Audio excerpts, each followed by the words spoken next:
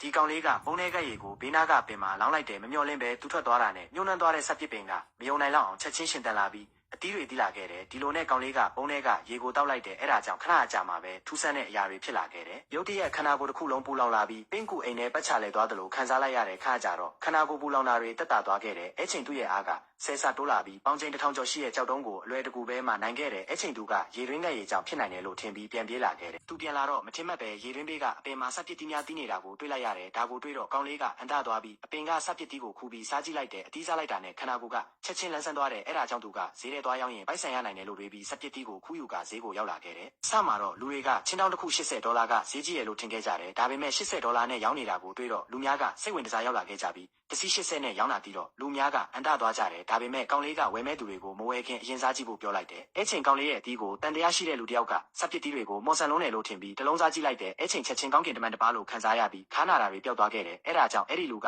ငါးစီဝယ်မယ်လို့ပြောလိုက်တယ်အစကားကြတော့အခြားသူများကလည်းမယုံကြည်ပဲတလုံးစီမြည်ကြည့်လိုက်ကြတယ်စပစ်တီးကထူးဆန်းတဲ့အရာရှိနေတာကြောင့်ချက်ချင်းသူ့ရဲ့စပစ်တီးများကိုအလူအယက်ဝယ်လိုက်ကြတယ်အဲ့ချိန်မှာသူထေးရဲ့လူယုံတော်တယောက်လည်းရောက်လာပြီးသူ့ထေးအတွက်ဝယ်လာခဲ့တယ်ဒီလိုနဲ့သူထေးကစပစ်တီးစားလိုက်တော့အသက်ရှူရတာပိုပြီးတက်တောင့်တက်တာဖြစ်သွားပြီးထူးဆန်းစွာနဲ့သူ့ရဲ့ဘန်းနာရင်ကျက်ယောဂကပျောက်ကင်းသွားတယ်အဲ့ဒါကြောင့်သူထေးကလူယုံတော်ကိုစပစ်တီးတွေထပ်ဝယ်ဖို့ပြောလိုက်တယ်ဒါပေမဲ့ကောင်လေးရဲ့အတီးတွေကခဏလေးအတွင်းရောင်းကုန်သွားခဲ့တယ်ဒီလိုနဲ့ကောင်လေးကအိမ်ပြန်ရောက်တာနဲ့ပိုက်ဆံပိုရှာနိုင်ဖို့လေကွင်းနဲ့အေးကမှာခရမ်းချင်တီးကိုစိုက်ပြီးရေရင်းနဲ့ခဲ့ရည်နဲ့ရေလောင်းလိုက်တဲ့အဲ့ချိန်ခရမ်းပင်တွေကချက်ချင်းကြီးလာပြီးအတီးတွေလည်းချက်ချင်းတီးလာခဲ့တယ်နောက်နေ့မနက်သူအိယာကနိုးလာတော့လေကွင်းတစ်ခုလုံးခရမ်းချင်တီးများပြည့်နေတာကိုတွေ့လိုက်ရတယ်အဲ့ဒါကြောင့်သူကခရမ်းချင်တီးတွေကိုအမြန်ကူးယူပြီးဈေးကိုရောက်လာခဲ့တယ်ဒီတစ်ခါတော့သူက10သားကို$20နဲ့ရောင်းချလိုက်တယ်အဲ့ချိန်นี้မှာရှိတဲ့ဈေးတီကဈေးနှုန်းကိုမကျေနပ်ပဲရောင်းရမှာမဟုတ်ဘူးလို့ပြောပြီးတကယ်လို့ရောင်းထွက်ရင်သူ့ခရမ်းချင်တီးကိုသူကိုယ်တိုင်စားလိုက်မယ်လို့ပြောလိုက်တယ်ဒါပေမဲ့ကောင်လေးကတော့လူတွေကိုသူ့ခရမ်းချင်တီးကအရသာကောင်းကြောင်ပြောပြနေတဲ့အချိန်သူထေးရဲ့လူယုံတော်ရောက်လာခဲ့တယ်သူကစပစ်တီးဝယ်ဖို့လာခဲ့ရင်ပဲခရမ်းချင်တီးစားကြည့်လိုက်တော့အတီးကနက်ပြီကအတီးတွေလိုအရသာရှိတာကြောင့်ခရမ်းချင်တီးအားလုံးကိုဝယ်လိုက်တယ်နောက်ပြီးသူကဘီလီယံနာပိုင်ဆိုင်တဲ့ဇင်ခံဟိုတယ်ရဲ့မန်နေဂျာဖြစ်တယ်လို့မိတ်ဆက်လိုက်တယ်အဲ့ချိန်ကောင်လေးရဲ့လဲကွင်းမှာခရမ်းချင်တီးတွေရှိနေသေးကြောင်းသိတော့